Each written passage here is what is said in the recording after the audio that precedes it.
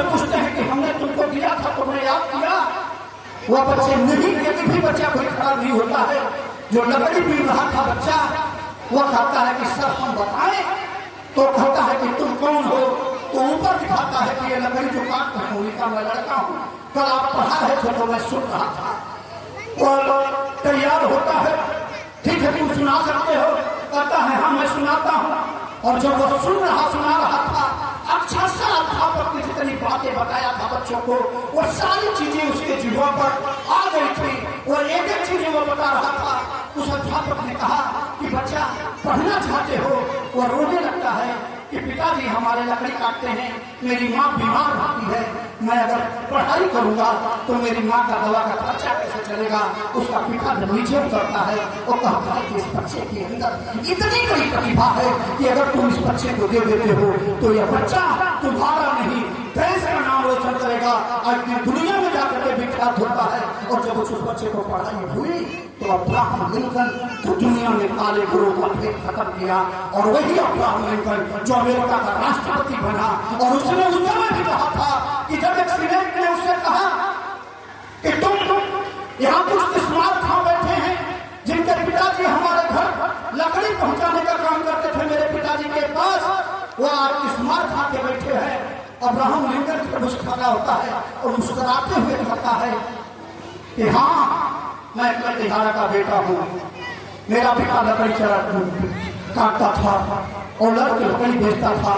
किसी ने 1 रुपए की लकड़ी मांगा तो मेरे पिताजी ने 90 पैसे की लकड़ी नहीं दिया, उसको 1 रुपए से ऊपर की लकड़ी पहुंचाया। वो जीवन में ईमानदार थे और ईमानदारी से अपना धंधा किए हैं। मैं ईमानदार बाप का ईमानदार बेटा हूँ और मैं अमेरिका को सुंदर राष्ट्र बनाऊंगा। वह ईमानदार व्यक्ति पूरी अमेरिका को चलता नहीं करता। जीवन में एक भी कोई गलत आदमी कहीं अगर पहुंच जाता है तो जान लेना कि घर के अंदर अगर बदबू है तो चाहे जितना ढकने का प्रयास करोगे, गंदगी चारों तरफ फैलेगी। अगर दुश्मन के घर में भी गुलाब का फूल है तो सुगंध भी फैलेगी।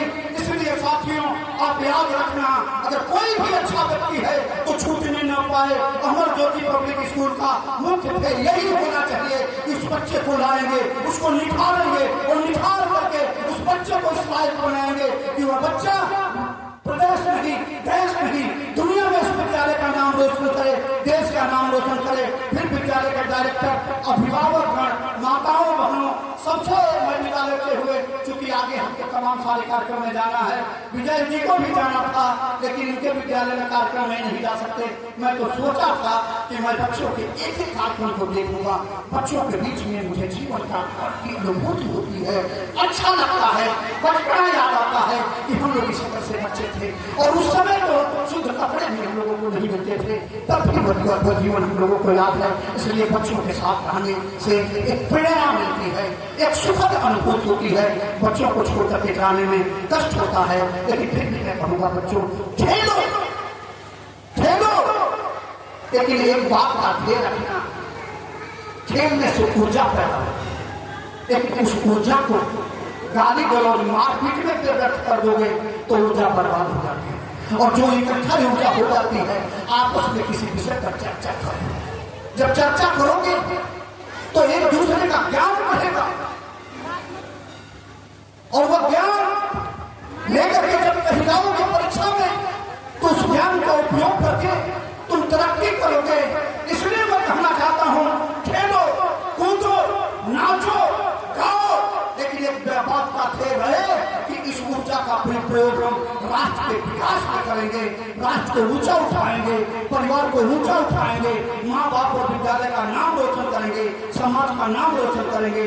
आओ इन्हीं चंद बातों के साथ अपनी बात समाप्त करते हुए सबसे आशा करेंगे कि अगले साल जब इस कार्यक्रम में आए तो यहाँ के बच्चे जीवे नहीं, प्रदेश देश में विद्यालय का नाम रोशन करें। इन्हीं चंद बातों के साथ मैं अपनी बात समाप्त करता हूँ। फिर एक बार सभी अभिभावक, विद्यालय के योग्य छात्रों को, छात्राओं को, विद्यालय के डायरेक्टर को, सबको धन्यवाद देते हुए यही अपनी बात समाप्त करता हूँ। जय हिंद, जय भारत।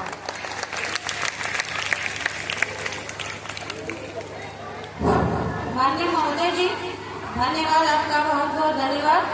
आप जिनका एक गए एक एक शब्द बहुत प्रेरणादायक है। Now I would like to call the student from class UK. मैं पूरा आज के चीफ के ओम प्रकाश बागी जी का धन्यवाद करता हूँ अपने विद्यालय के